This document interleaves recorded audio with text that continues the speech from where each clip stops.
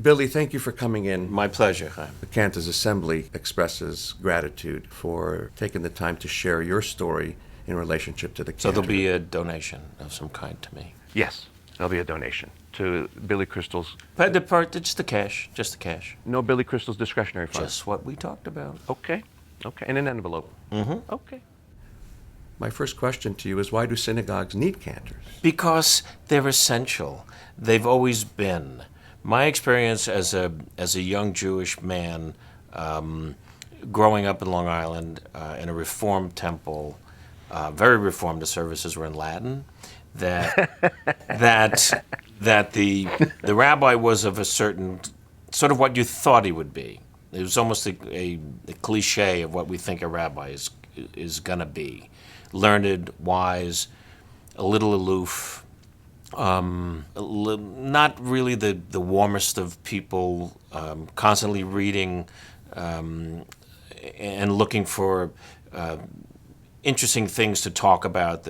But yet, then the cantor would come, and it was a welcome respite from the dialogue and the reading to hear beautiful music with a incredibly talented young cantor that we had then. So to me, when I go to services, and I'm not just saying it because you've been my cantor for 40 years, it's the beauty of the language interpreted musically. It takes you to another place, and the thought that they're a diminishing breed is very upsetting to me. Very powerful. It's an honor to be your cantor for 40 years, but more importantly, a cherished friend. So thank you for that. It could be tens and 20s. You said hundreds. Anyway. Okay. What are some personal stories of how your cantors have inspired or been a resource for you and your family? Well, you are when we started here at KI.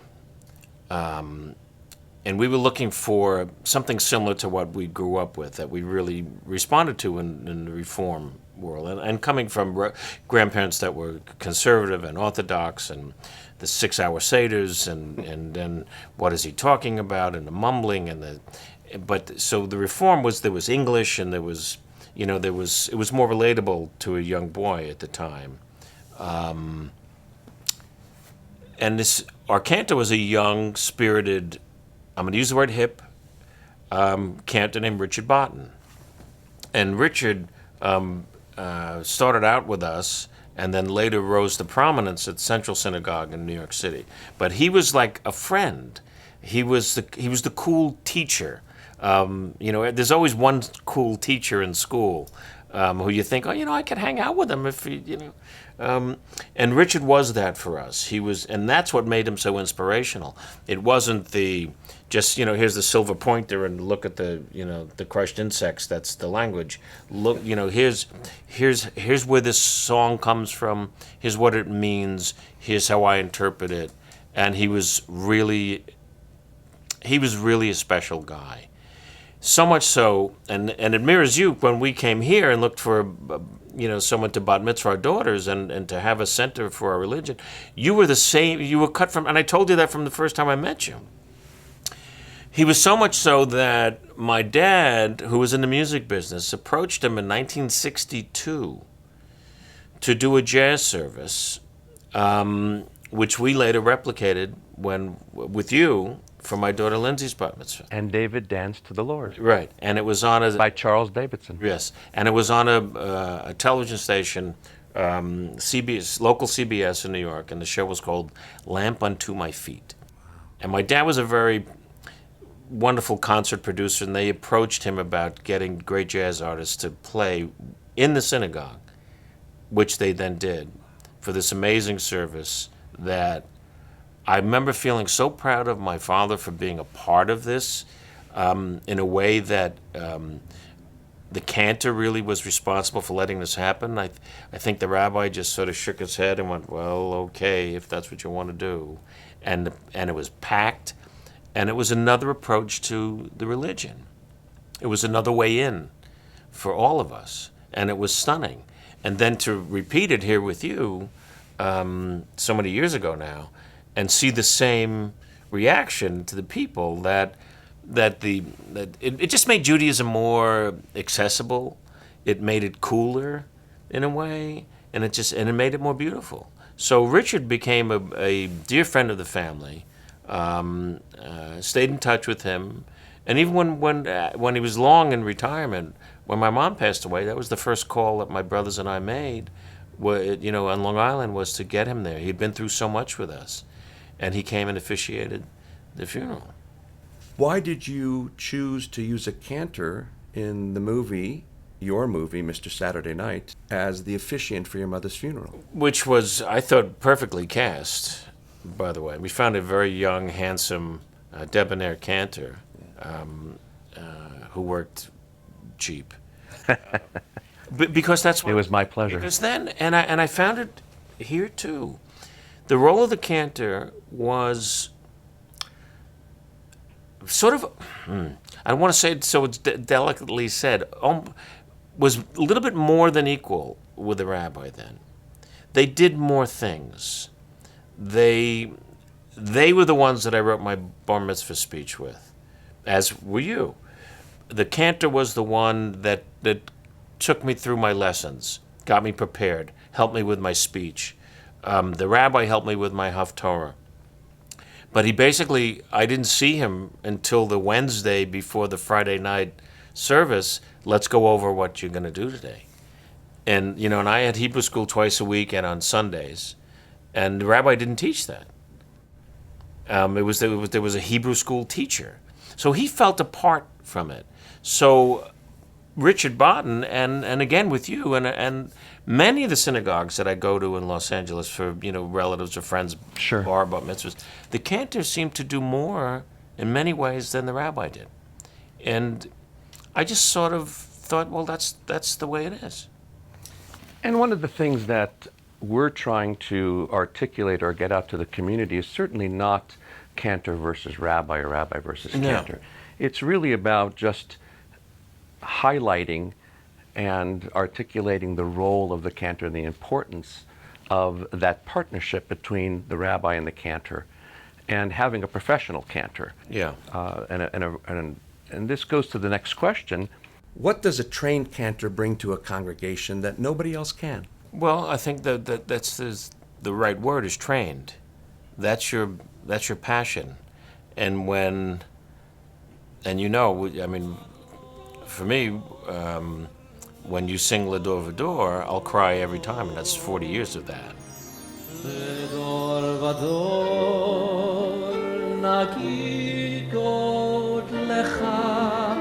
Because yes, you're trained technically, and you're a wonderful singer, and you're a fantastic technician, but that's not your strength. A great cantor like you, the strength is the heart, the strength is the belief. I knew where you came from. I was honored to sit in shul and hear your dear father sing. I know, for many people, say a dad rolls a ball to his son and he throws it back. Oh, I became a baseball player because of my dad. You became this because your dad rolled you this amazingly beautiful ball of this tenor voice and this love of the religion. So that's what I get off on is it feels all right. Whoever the rabbi is will have something terrific to say, hopefully, in these confusing times, something that'll maybe soften the edges of the roughness that we're feeling now. But for me, it's when the music hits me, it's deeper for me than any words could possibly be. And yeah, I came from a musical family, but it's something. It's more spiritual than words can be. Is the music that just gets to me, and if that's lost, I just think it's a terrible thing that this force of thousands of years of tradition would be lost for what? I'm just so moved and touched by what you've shared about me and my father.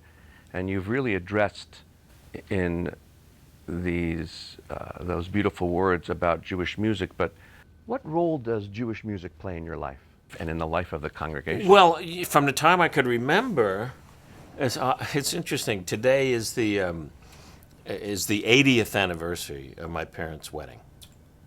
And who married them? Richard Tucker. Wow. And so Richard Tucker was a phenomenal cantor, but he became an opera star. Sure. And was a big deal. And my parents got him before he exploded, went to the Met. So he was cheap. He was cheap. So, fives and tens in it. No problem. So then, from the time I could remember, it was a big deal. It was a bragging rights. You know who married them, don't you? Right. Richard Tucker married them. Really? And I had no idea. And then, you couldn't Google anything then because that didn't exist. Right.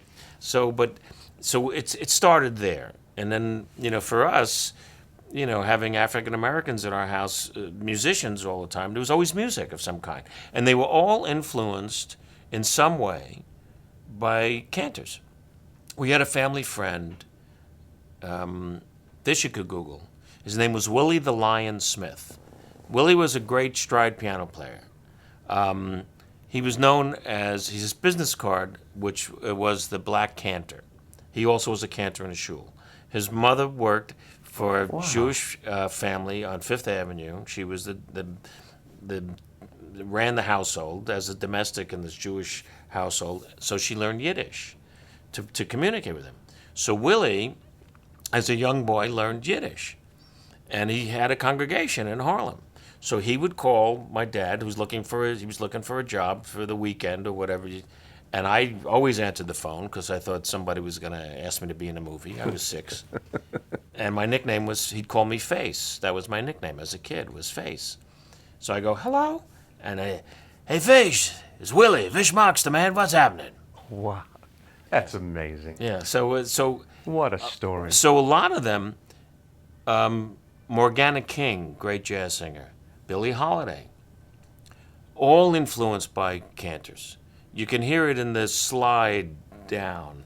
Yeah. That kind of stuff.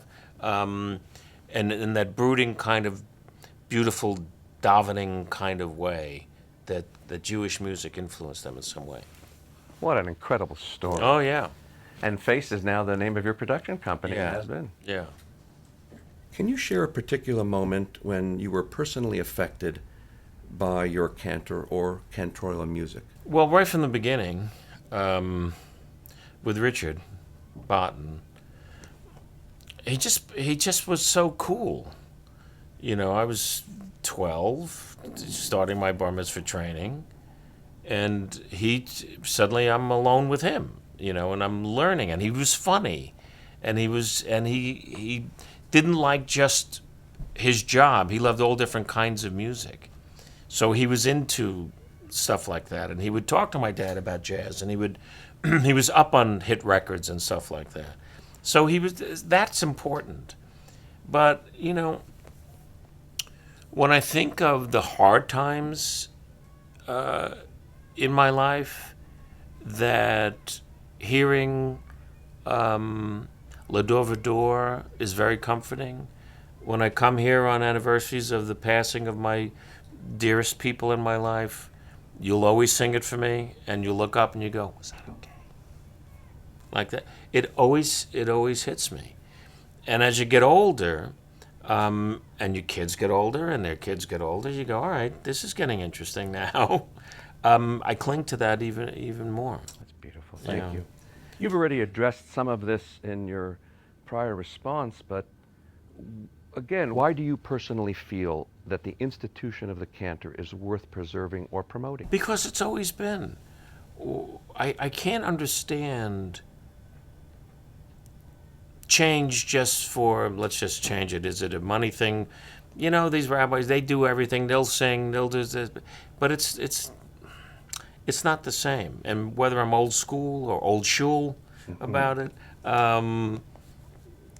that's what I would prefer. Sometimes it's very confusing.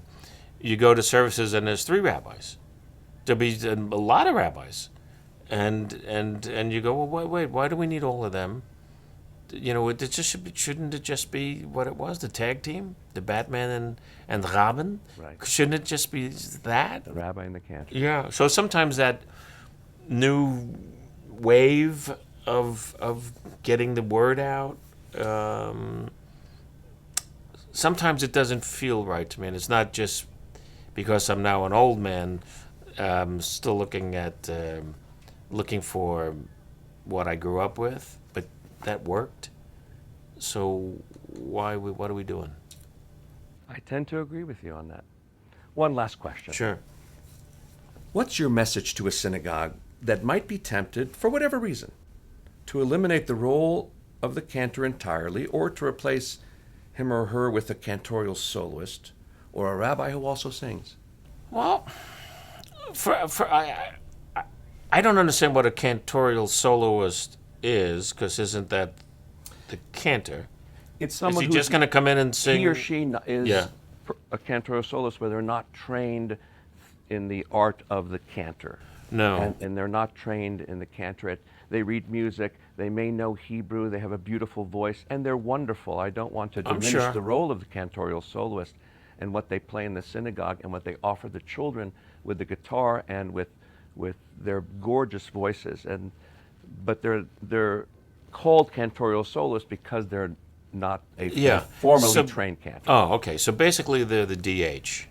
Right. They're the designated Hebrew. they they don't field. They don't get out in the field. They don't do anything. They get up and they just hit. See, I have a trouble with that in Major League Baseball anyway. So if you're gonna play. You're only gonna come and sing, study, learn, have another point of view about the words.